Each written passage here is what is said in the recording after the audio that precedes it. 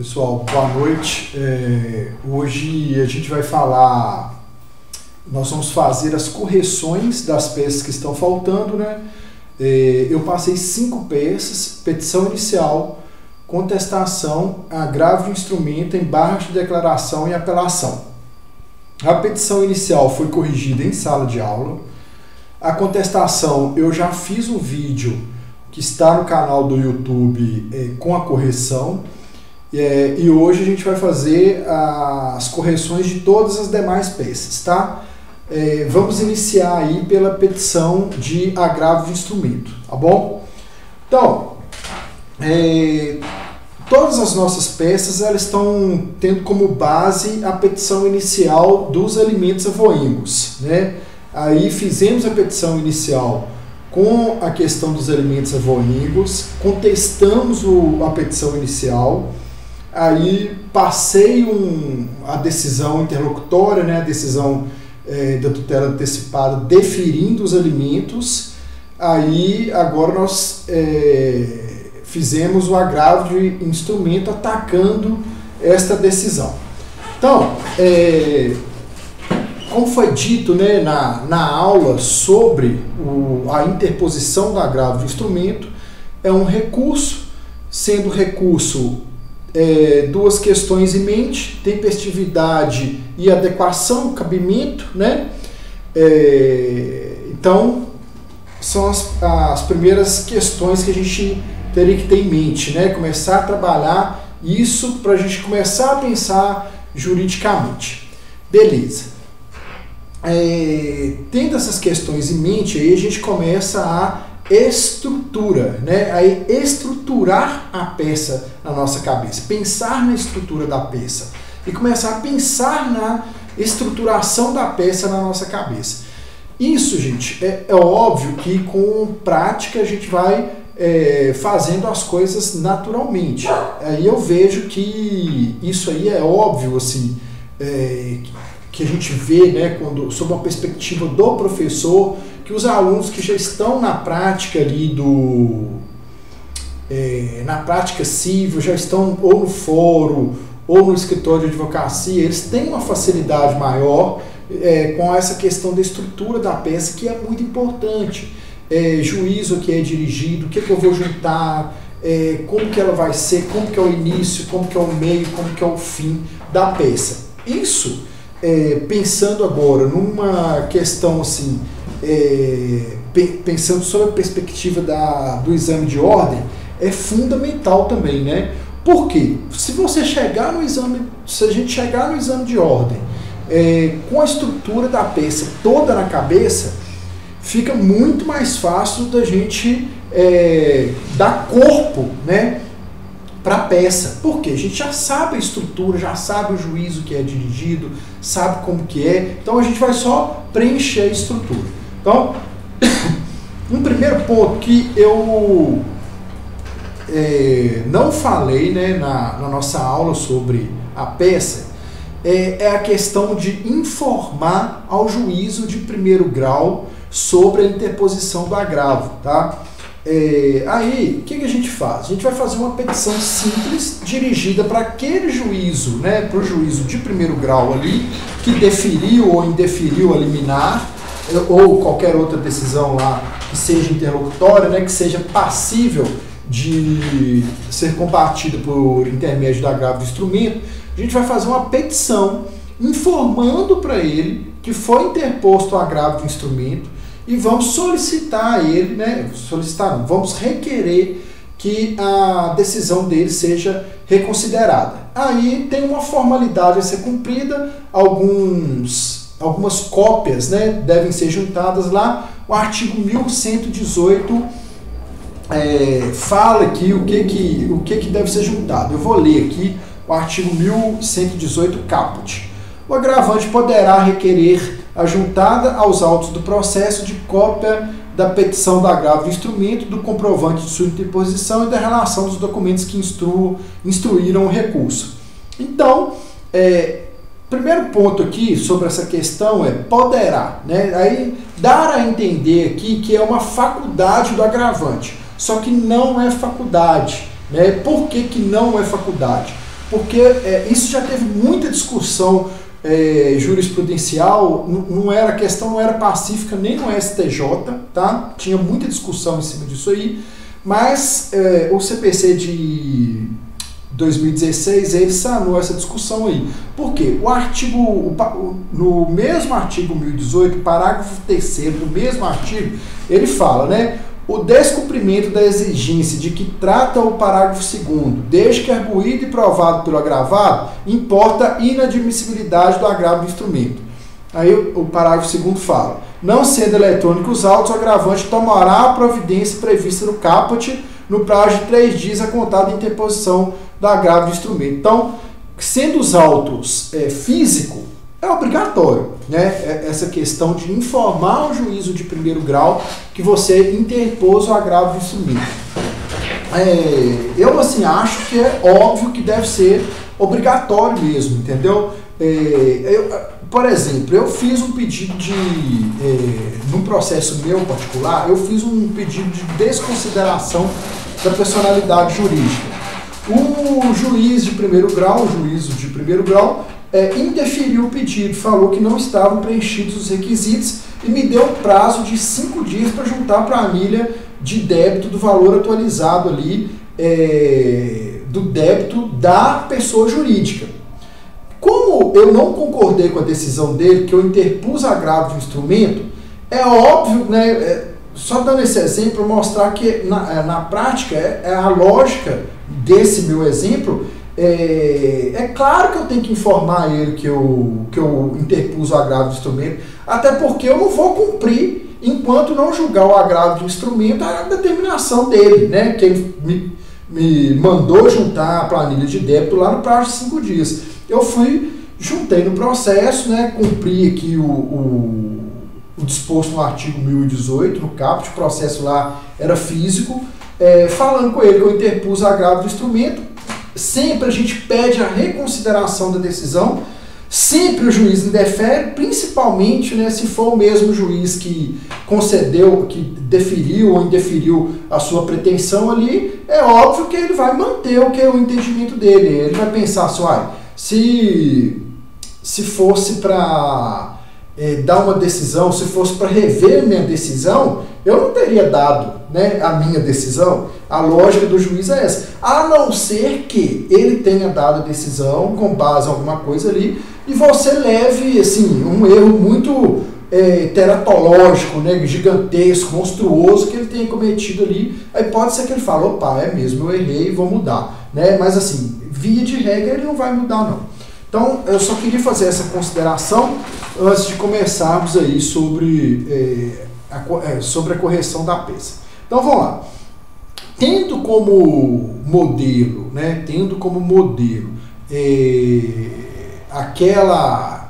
a decisão que eu passei para vocês, que deferiu eliminar dos alimentos avoengos e determinou que os avós paternos do menino pagassem 30% dos seus rendimentos líquidos a título de pensão alimentícia, qual que vai ser os argumentos, né? Quais que serão os argumentos que nós invocaremos para tentar convencer o Tribunal de Justiça a rever a decisão do juízo de primeiro grau. Então vamos lá. A primeira coisa, o direcionamento da peça é feita para o presidente do Tribunal de Justiça correlato, né? No nosso caso aqui, Tribunal de Justiça de Minas Gerais.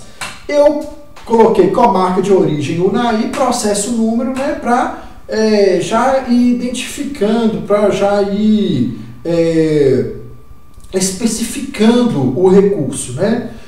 Depois faz a qualificação, eu fiz a qualificação aqui completa, né, dos agravantes, que são 2, do avô e da avó paterna, com endereço, com estado civil, profissão, documento, tudo. Eu fiz completo, tá?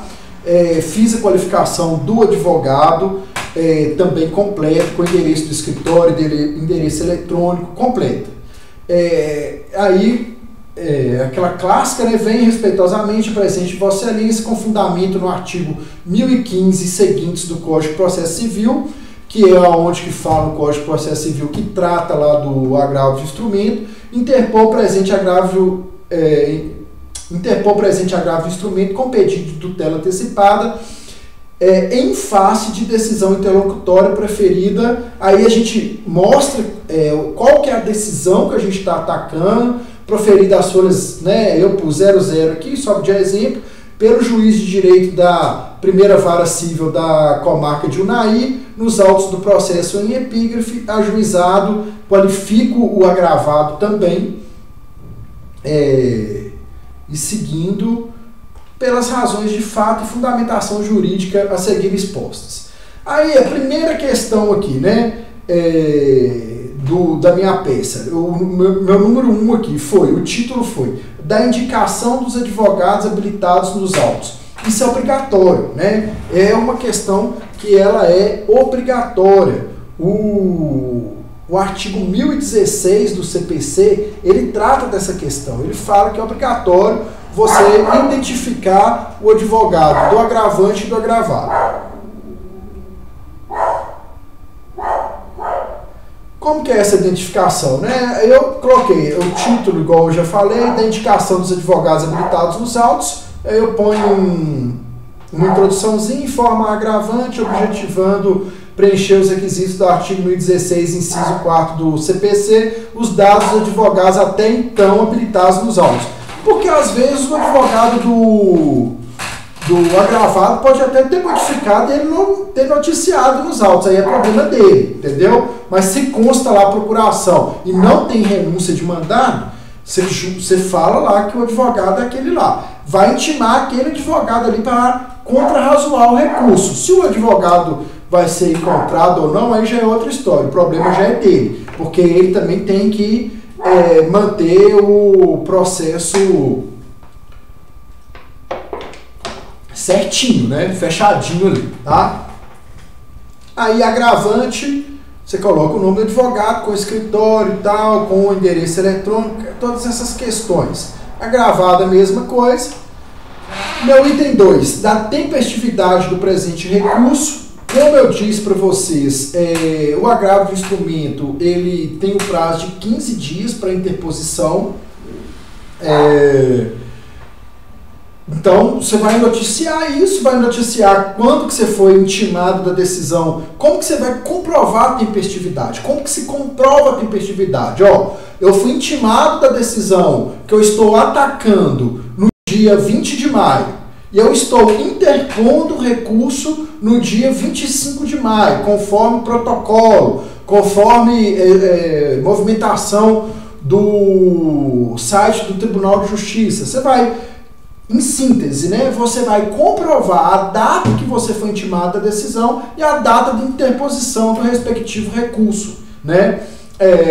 E vai falar qual que é o prazo legal para interposição. Se tiver dentro daquele prazo ali, o recurso é tempestivo, pronto, acabou, né? Aí tem que ter atenção que hoje em dia os prazos são contados segundo o CPC em dias úteis, então, assim, atenção para essas questões aí, né?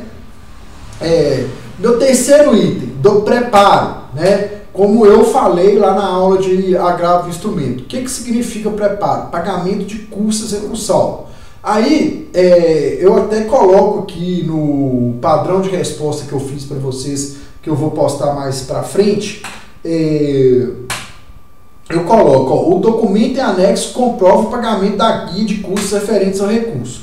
Se a parte que está recorrendo, o agravante, não estiver demandando sobre o pago de assistência judiciária gratuita, ele tem que pagar o recurso. Se, por outro lado, ele estiver demandando sobre o pago de assistência judiciária gratuita, ele vai juntar lá a cópia do despacho que deferiu a liminar.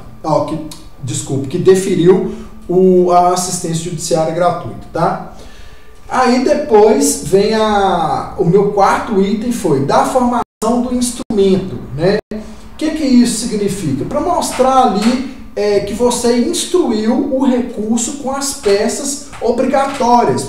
Essas peças são obrigatórias? São, né? Por quê? Tem o rol lá do artigo 1017 do CPC que fala quais são os documentos que devem ser juntados. Esse rol é um rol exemplificativo, ele não é taxativo. Por quê? Você pode eventualmente juntar mais documentos ali que você entenda que seja bom para análise do seu recurso, você pode juntar, né? Mas no mínimo aqueles documentos ali, os que tiverem no processo. Por que eu falo os que tiverem no processo? Porque cada caso é um caso. Nesse caso nosso aqui, nós estamos atacando uma decisão interlocutória, né? Uma decisão que foi proferida no interlocutória liminar, que foi deferida no início do processo. Então não tem muita coisa para juntar, mas aqui é a petição inicial, cópia da decisão e pronto. Por quê? O pedido ainda não foi contestado, então não tem muita coisa ali, né? Aí eu coloco aqui item por item, né, seguindo o que está no artigo 1017. Eu, assim, particularmente, eu gosto de ser muito atinente à lei, né? O que a lei fala? Eles falam legalista. Por quê? Porque eu gosto de fazer subsunção do fato à norma. Olha, tem previsão legal, isso aí não dá muita margem para interpretação do julgador, entendeu? Tipo assim, se eu cumprir o que está na lei, não tem como se interferir o meu pedido, né? Estou falando assim, sob uma perspectiva aqui formal.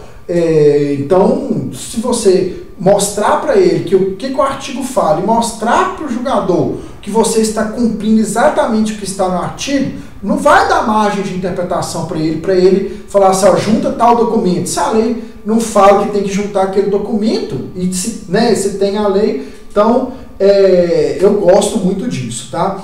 É óbvio que no direito, né, seja juiz, seja advogado, seja promotor, quem for, os operadores do direito, enfim, o ser humano, enfim, o operador do direito, ele vai manipular a lei, manipular, assim, num bom sentido, de interpretar de acordo com os seus interesses, né? Inclusive o juiz, o interesse dele, se ele entende que é procedente ou improcedente, ele vai criar a norma jurídica ali com base naquilo que ele carrega com ele. Ele vai tender a dar de acordo com o entendimento dele. Isso é óbvio, né? Claro, assim, procurando ser mais imparcial possível, ouvindo o que as partes trouxeram no processo, que a lei fala, mas assim, até o próprio juiz, ele tem as convicções dele como pessoa e tudo, e é lógico que isso aí acaba influenciando na respectiva decisão. O advogado nem se fala, né? O advogado vai depender da parte, né? Às vezes você está aqui, você está num dia, assim, caindo, matando em cima de uma pessoa que estava dirigindo bêbada porque bateu no seu cliente e causou prejuízo para o seu cliente. No outro dia, o seu cliente é a pessoa que estava dirigindo bêbada. Então, você vai fazer de tudo para livrar ele ali do problema que ele está envolvido, né? Aí, isso é uma lauda, né? Uma lauda não, a introdução, né? Eu vou fazer essa questão, vou finalizar, né? O meu último item foi da formação do instrumento, e por fim eu coloco, requer, portanto, seja presente recurso recebido e processado. Então, isso aqui, essa petição, como se fosse uma petição assim, introdutória, né? É para mostrar para o tribunal que você está formalmente correto, que você preencheu os requisitos formais previstos na legislação para a interposição do seu recurso. Quais que são esses requisitos, né? No caso aqui, cabimento, tempestividade, eu juntei as folhas que a lei determina que eu junto, que o CPC determina que eu junto, eu dirigi para você, tribunal, corretamente, dentro do prazo. Então, essas questões. Aí, você finaliza essa petição e vai apresentar as razões do agravo de instrumento. Nessas razões de agravo de instrumento, você já vai começar como se fosse conversar, né, por intermédio da petição, ali com seus interlocutores, que vão ser os formadores, ali, os membros daquela Câmara Cível, no nosso exemplo aqui, do Tribunal de Justiça.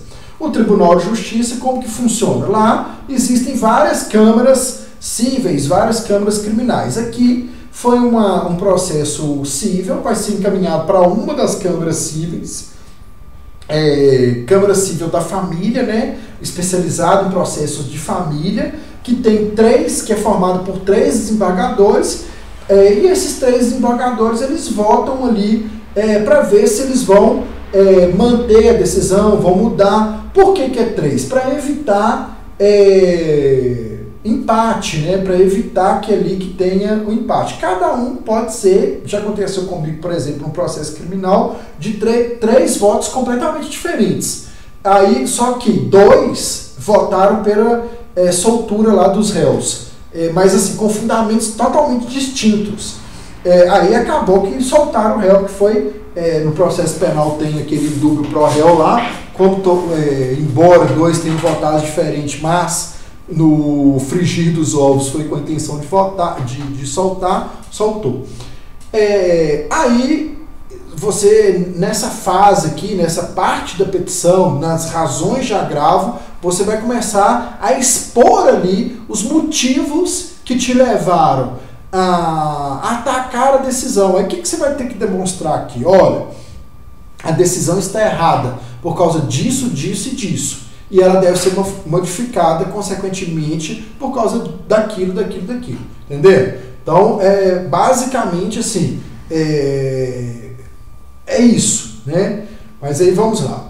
Aí a introdução aqui, como que eu coloco? Eu coloco o título: razões de agravo do instrumento, processo, número, origem, agravante, o nome do agravante, agravado, coloco egrégio, tribunal, colenda, câmara, emérito, julgadores.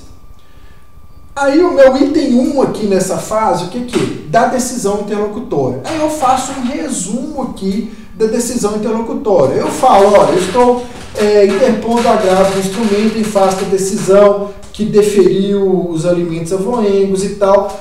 Nessa minha narrativa, eu já vou, evidentemente, puxando sardinha para o meu lado. Eu não falo nada que possa levar o julgador a enxergar qualquer possibilidade de que o recurso, de que a decisão está correta, né?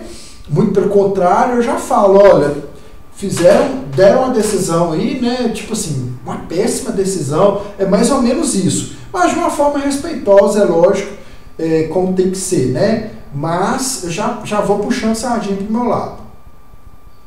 Depois eu coloco o item 2, das razões recursais. Aí, no item A, eu faço um breve resumo do contexto fático, eu falo lá o que aconteceu até então no processo. Aqui, como é nós estamos atacando uma decisão liminar, né, concedida no início do processo, igual eu já falei anteriormente, não há muita coisa ainda acontecendo, muita coisa não aconteceu ainda no processo. Então, o que acontece? Eu faço um breve resumo aqui, aí eu falo, olha, a mãe do menino, quais que são meus principais argumentos aqui, né? Eu falo que a mãe do menino não esgotou o prazo, não esgotou o processo que ela entrou contra o genitor, que é o devedor principal, né? Já falo que eles têm problema de saúde, que os avós têm problema de saúde, que eles não conseguem pagar esse tanto de pensão, entendeu? Que a decisão deveria, que o juízo de primeiro grau deveria pelo menos instaurar o contraditório antes de decidir, ouvir a outra parte, que ele não poderia ter feito isso assim, sem oitiva da parte contrária, né? Tem um termo em latim que fala, esqueci, inaudita parte, um negócio assim, mas é um termo em latim que fala que, em síntese, fala que quando a decisão é concedida sem oitiva da parte contrária. Aí eu falo que não é o caso aqui, que não deveria ter sido concedida dessas formas, né? Aí no item B, ainda dentro desse tópico das razões recursais, aí eu já começo a suscitar basicamente aqueles argumentos que nós suscitamos na contestação. Eu coloco, aí o título vai ser alimentos avoengos, obrigação subsidiária, processo em face do genitor não se findou. Aí eu explico essa situação, que o processo lá contra o pai não se findou, menciono uma jurisprudência e tal, e finalizo. Depois venho com o item C, capacidade financeira dos avós paternos não demonstrada. Por quê? Eu tô, assim, tudo é feito, tudo é pensado de acordo com o que a lei fala. Eu já falei isso em sala de aula no dia que eu corrigi a petição inicial. A nossa narrativa, ela tem que ser extraída do texto de lei, né? A nossa redação, ela tem que ter como base o contexto fático atrelado ao que a lei fala, interpretada do modo que a gente quer, lógico, né? Interpretado do modo que a gente vai fazer a defesa dos interesses dos nossos clientes. Aqui, qual que é a base aí dos alimentos? Tem o trinômio, né? Que é possibilidade, capacidade e razoabilidade. Então, capacidade financeira dos avós não demonstrada. O que eu estou querendo dizer aqui? Que esse trinômio, ele não está preenchido, entendeu? Que eles não têm a capacidade de arcar com um valor que foi fixado que não é razoável. É isso que eu estou atacando aqui com base no que a lei fala. Menciono a jurisprudência também e finalizo com os pedidos, né? Eu tenho visto que vocês têm tido muita dificuldade com pedidos. Pedidos na peça processual, qualquer que seja, é fundamental. Então, mais atenção aí, né?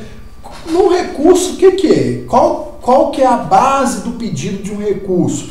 É dado provimento ao recurso para modificar a decisão que está se atacando, né? Ou para cassar, ou para modificar integralmente, ou parcialmente. Aí é isso que vocês têm que ter em mente. Aí finaliza lá, seja dado provimento ao presente recurso, a fim de que a decisão interlocutória atacada seja reformada para o fim especial de ser indeferido o pedido liminar. Esse que é o meu objetivo, tá bom? Faço o pedido aqui também, antes desse pedido principal, para ser ouvido a parte contrária no prazo de 15 dias, que o artigo de lei também determina isso, né? O CPC fala que o agravado tem que ser ouvido para evitar qualquer nulidade, eu já faço no pedido, tá bom? Então é isso. Então finalizamos aí a correção dos agravos de instrumento. Vamos passar para a correção agora dos embargos de declaração, tá? Eu fiz o combo aqui com vocês. Nessa questão da correção aqui. A câmera deu uma tombada aí, mas está dando para ver direitinho. Não é fácil não, gente. Vamos lá. Agora o padrão de resposta também que eu fiz dos embargos de declaração. Todas as peças que eu fiz para vocês, gente, eu gosto de fazer o padrão de resposta para nortear vocês e para também ser transparente nessa questão da minha correção, para vocês saberem em que eu baseei a minha correção. Isso é importante também, não só por causa disso, né? Isso é muito importante, né? Ter essa transparência, ter essa questão assim de delimitar ali aonde que eu, professor, embasei minha correção, mas assim, também para vocês já irem trabalhando isso em mente, sobretudo para o exame de ordem e assim, para a prática forense também. Por quê? No direito a gente tem que saber delimitar bem o tema ali que a gente está tratando, sabe? Recortar bem ali o que a gente vai... com o que a gente vai trabalhar, para a gente não viajar demais, né? Tipo assim, você tem um contexto fático ali que é levado para você, seja pelo enunciado do exercício, seja pelos seus clientes, tanto pelo enunciado do exercício, tanto pelos seus clientes, você tem que filtrar o que é importante sobre o ponto de vista jurídico, né? Tem que saber filtrar e falar, opa, o que é importante aqui? Sobretudo na prova da OAB. A prova da OAB, os enunciados hoje são gigantescos. Eles colocam isso justamente para confundir a cabeça do aluno ali. Mas não é só para confundir, é para também treinar o aluno para a prática, porque na prática é o que acontece. O cliente aparece no seu escritório ali com infinitos assuntos, né? Ele aparece ali com várias coisas, falando um monte de coisa. Aí você vai anotando né, na sua visão de advogado, de técnico, né, da parte técnica da questão, você vai vendo ali o que ele está falando que tem importância jurídica, né, dentro daquele contexto fático ali, o que é importante no mundo do direito. Justamente isso também tem que ser feito no enunciado do exame de ordem. Aqui nos meus exercícios, eu tenho procurado retratar para vocês o máximo possível o enunciado de ordem. Eu ainda tenho feito assim, mais sintético, né, para vocês, porque agora vocês ainda estão no 7º período, para vocês serem mais objetivos, para vocês conseguirem enxergar ali melhor a estrutura da peça. Mas, né, se ano que vem nós formos trabalhar prática, se eu for professor de vocês de prática, aí eu já vou começar a engrossar um pouco o caldo, dar uns enunciados maiores, para vocês saberem ali o que é importante e o que não é. Para vocês começarem a fazer esse filtro aí, tá? Então, vamos lá. Embargos de declaração, né? Eu passei para vocês um modelo de sentença. Aqui também, gente, é muito importante, né? Porque eu sei que nesses embargos de declaração aqui, eu já imagino isso, que vocês, quem for fazer a peça, vai apresentar embargos de declaração aqui com fundamentos que eu não pensei, né? Que não foram o meu objetivo. Meu objetivo aqui nos embargos de declaração foi que seja alegada uma omissão em relação à não inclusão dos avós maternos do processo. O juiz proferiu a sentença e ele, na sentença lá que eu passei de modelo para vocês trabalharem os embargos de declaração,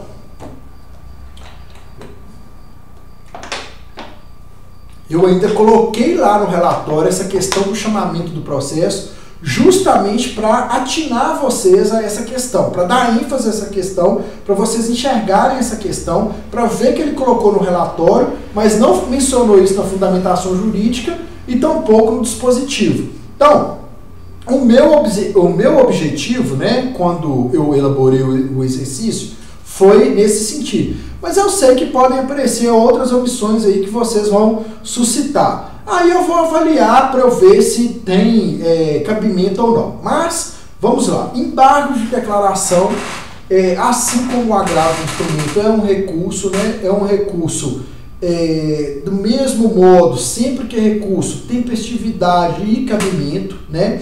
Eu falei, o tempo do agravo dos embargos de declaração ele deve ser interposto no prazo de 5 dias, 5 dias úteis. Mesma coisa, você vai demonstrar o dia que você foi intimado e o dia que você interpôs o recurso. Se tiver ali dentro desses 5 dias úteis, beleza, o recurso é tempestivo.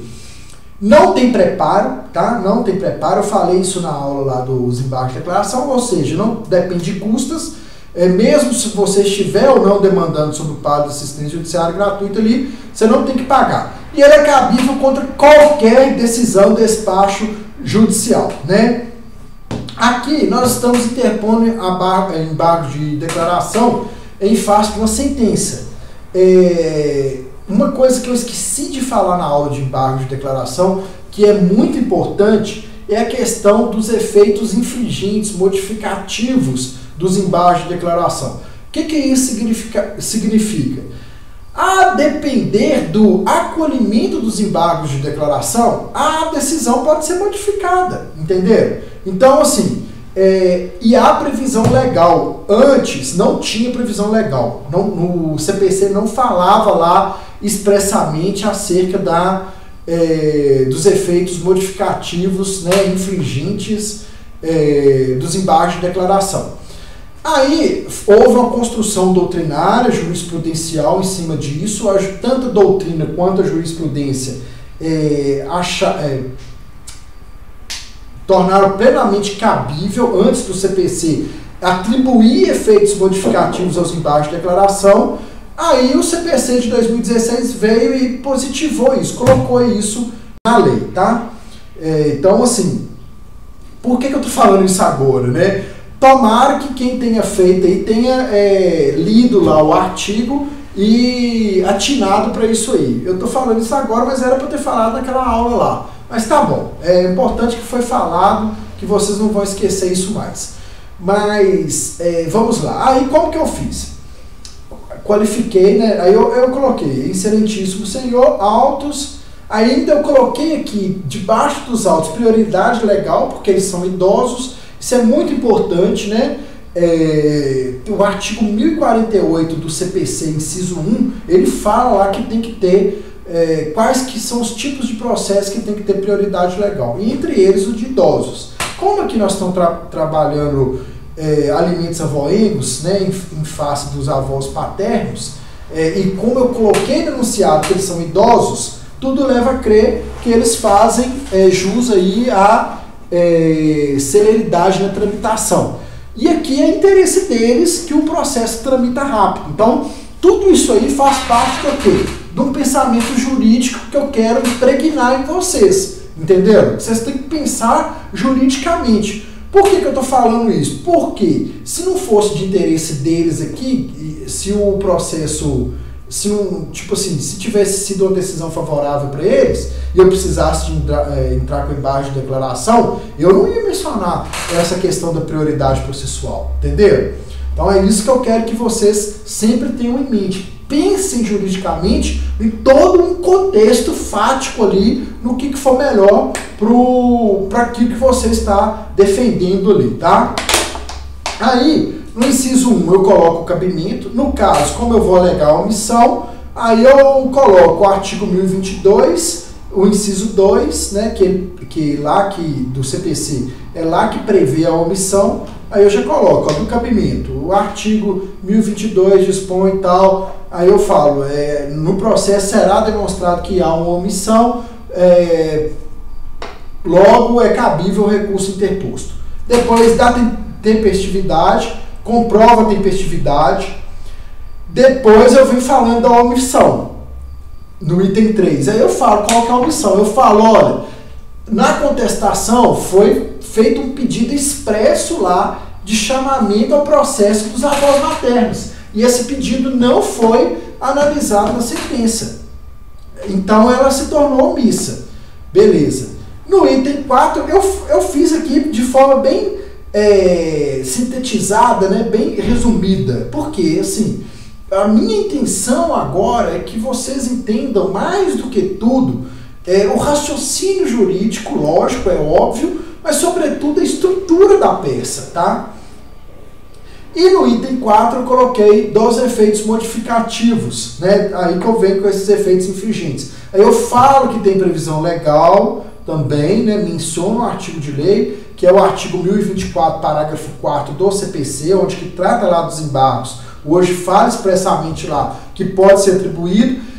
O acolhimento aqui dos embargos de declaração, nesse exemplo aqui, né, nosso, vai implicar na modificação da sentença? É óbvio que vai, entendeu? Se o seu cliente foi condenado lá a 30% de rendimentos líquidos a título de pensão definitiva de alimentos, e os avós maternos não foram chamados no processo, e a lei fala que eles devem ser chamados, se eles tiverem que ser chamados, né, se o juiz entender que ele deve ser chamado, que ocorreu realmente a omissão, eles vão ter que ser solidariamente condenados. Então já vai rachar aí no mínimo esses 30%, vai ser 15% para os avós maternos e 15% para os avós paternos. Então nada, você já vai reduzir o encargo do seu cliente aí em 50%, tá?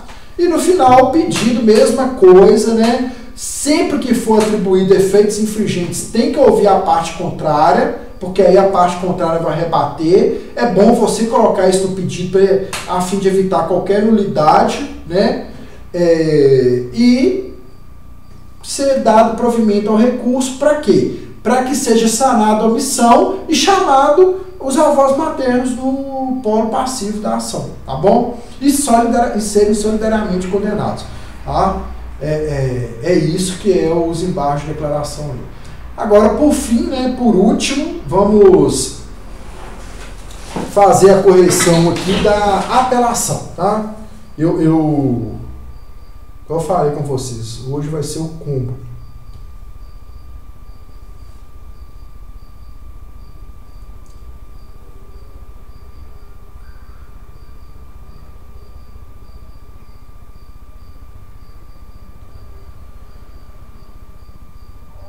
A apelação, gente, a estrutura dela é mais ou menos parecida lá com o agravo de instrumento.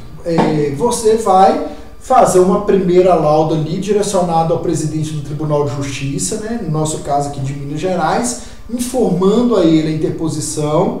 Aí, nesse primeiro momento aqui, você vai falar, né, interpor no prazo legal recurso de apelação em face da respeitável sentença e tal. Ante o exposto, requer Vossa Excelência receba e determine o seu processamento. Por que receba e determine o seu processamento? Porque lá no Tribunal de Justiça eles vão fazer uma triagem, né? Qual que é a triagem? Eles vão olhar lá, é cabível, é apelação mesmo aqui? Beleza. Por que é apelação? Porque é a sentença e o recurso cabível contra a sentença, um dos recursos cabíveis contra a sentença é a apelação. Ele está apelando, está certo. Beleza. É tempestivo? É tempestivo, tá aqui dentro do prazo legal. Foi interposto aqui dentro do prazo legal. Beleza.